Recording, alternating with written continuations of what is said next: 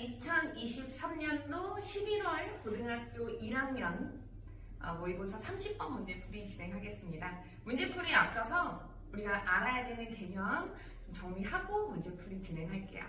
자, 우리가 2차 방정식을 배웠을 때요. 이 등호를 만족시키는 x값, 즉 두근의 합을 뭐라고 배웠죠? 알파 플러스 베타는 마이너스 a분의 b라고 배웠어요. 자, 예를 들어서 두근의 합이 얼마예요? 마이너스 1이죠. 그럼 식이 만약에 이렇게 바뀌었다. 두근의 합이 얼마예요? 역시 마이너스 1이죠. 그러면 여기서 어떠한 것을 확인할 수 있냐면 상수항의 변화는 두근의 합의 영향을 주지 않는다는 것을 확인할 수가 있어요. 자, 이것을 2차 함수와 접목시켜서 어떻게 생각을 할 수도 있냐. 자, 다음과 같은 함수가 있다고 한번 생각을 해볼게요. 얘는 x절편이 1과 3이니까 x제곱 마이너스 4x 플러스 3의 형태를 띠고 있는 2차 함수입니다. 자, 두근의 합이 얼마예요? 두근의 합이라는 거는 fx는 0을 만족시키는 x값의 합이죠? 이 등호를 만족시키는 x값의 합은 4라고 얘기할 수 있겠죠?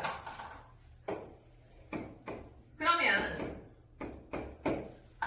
우리가 는 k를 만들었다고 해볼게요. 그러면 fx는 k를 만족시키는 x값이다. fx 마이너스 k는 0을 만족시키는 x값이라고 할 수 있겠죠? 얘네를 알파와 베타라고 한다면 우리가 알파 플러스 베타는 뭐라고 할 수 있어요? 지금 요 식과 다음 식의 차이는 상수항의 모양만 다르다는 거기 때문에 얘네의 형태의 변화는 두근의 합에 영향을 주지 않는다. 알파와 베타가 얼마인지는 모르겠으나 두 개를 더한 것은 4가 나오겠구나라고 확인할 수가 있어요. 이것을 봐봐. 우리가 축이 얼마예요? 추계방정식이 2예요. 추계방정식 공식도 아셔야 돼요. 마이너스 2a분의 b죠. 자, 추계방정식. 두 개를 더한 것의 중점이 2가 나와야 됩니다. 두 개를 더한 것을 2로 나눴을 때 2가 나와야 돼요. 그래서 y는 k뿐만이 아니라 우리가 y는 m이라는 또 다른 상수함수를 만든다고 해도 이 x값과 이 x값의 합은 항상 사로 동일한 형태가 나올 거예요. 이해되시겠어요? 자, 이 개념을 기억하면서 우리 30번 문제 한번 확인해 볼게요. 자, 두 가지의 2차 함수 나와 있고요. 조건들 한번 체크해 볼게요. 여기에서 m값 양수라고 했습니다. 자, 그리고 fx가 x제곱 플러스 2x라고 온전한 모양 형태 다 알려졌네요. gx는 m값은 알 수가 없지만 표준형의 형태로 우리가 꼭지점 잡히는 문자로 표현 가능할 것 같고요. 자, t의 범위가 마이너스 1보다 크다고 했고, 자, x를 원소로 사용할 건데 걔는 무엇이냐? 얘 또는 gx는 t를 만족시키는 x 실수를 의미한대요. 자, 이렇게 했을 때 모든 원소의 합을 ht라고 했고 얘네 합이 19라고 했습니다. 자, 그래프 한번 형태 확인해 볼게요. 자, 다음 fx는 그래프를 우리가 확인을 해볼 수가 있겠네요. x절편 마이너스 2와 0이고요. 얘 그래프 모양 살짝 체크해 보면은 우리가 표준형 형태 이렇게 잡을 수 있으니까 꼭지점 마이너스 1, 마이너스 1 아래로 볼록인 2차 함수 이런 형태 나오겠죠.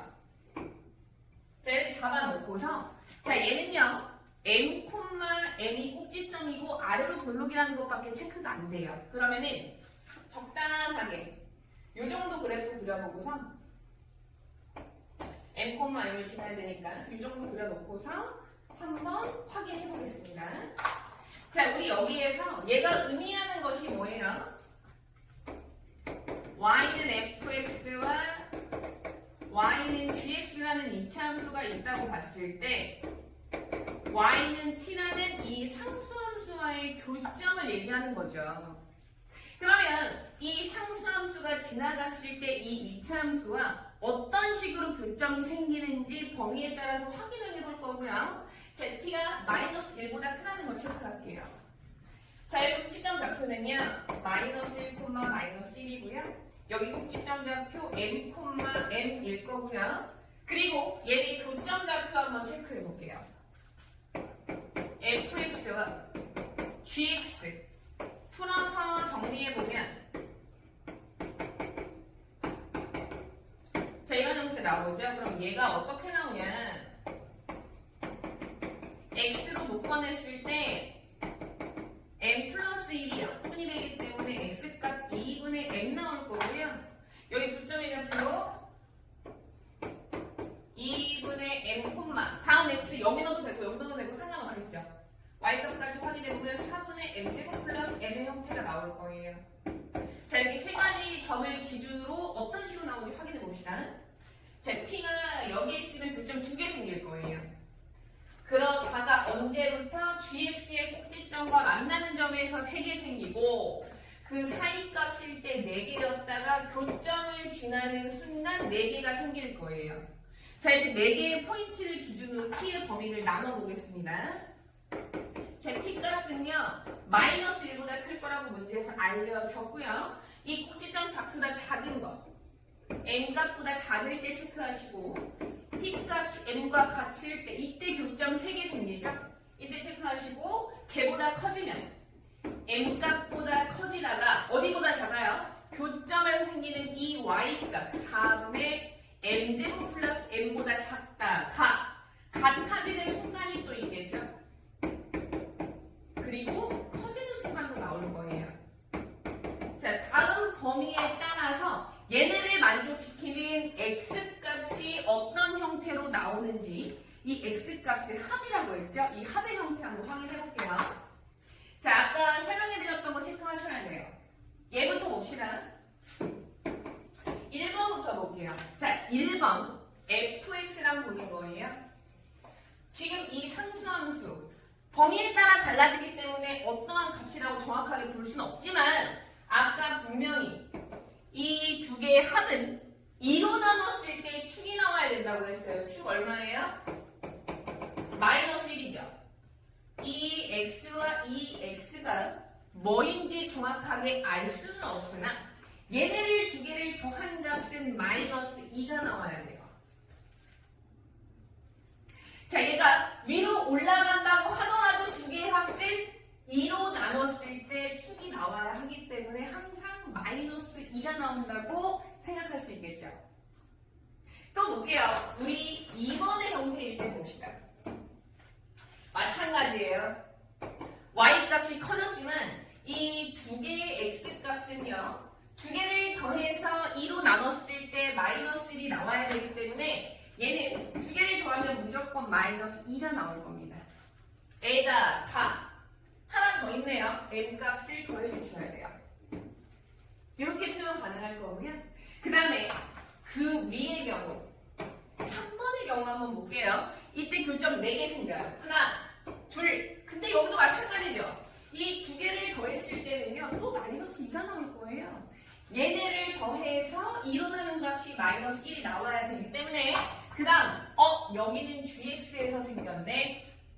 얘네도 두 개를 더해서 2로 나누면 축이 나와야 되는데 여기에 축의 방정식은 m값이네. 그러면 gx와 만나는 이 교점 두 개는 더하면 이 m의 값이 나올 거예요.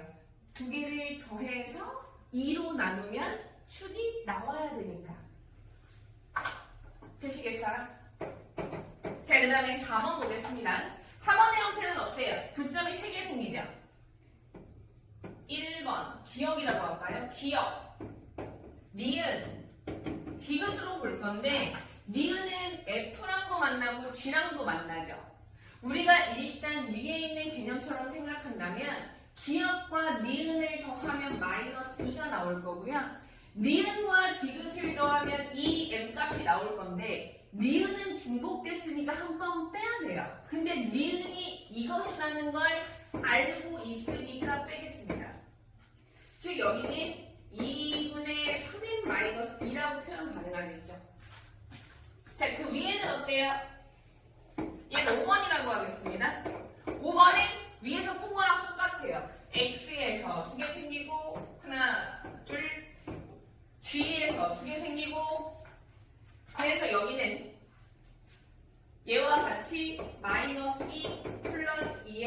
형태가 나올 겁니다.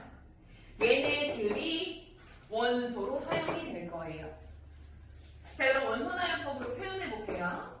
마이너스 2, n 마이너스 2, 2n 마이너스 2, 2분의 3n 플러스 2. 집합에서는 중복된다고 두 번 쓰지 않죠. 이렇게 원소나열법으로 표현이 가능하고요. 얘네를 전부 더했을 때 19가 나온다고 했어요. 더해봅시다. 얘네 다 더하면은 3에다가 2분의 3 더하니까 2분의 9 m 4가 4개니까 마이너스네요. 4가 4개니까 마이너스 8 한 형태가 얼마나 나온다? 19가 나오네요. 그래서 얘 정리하시면은 m 값이 6이 나온다는 거를 확인하실 수가 있을 거예요.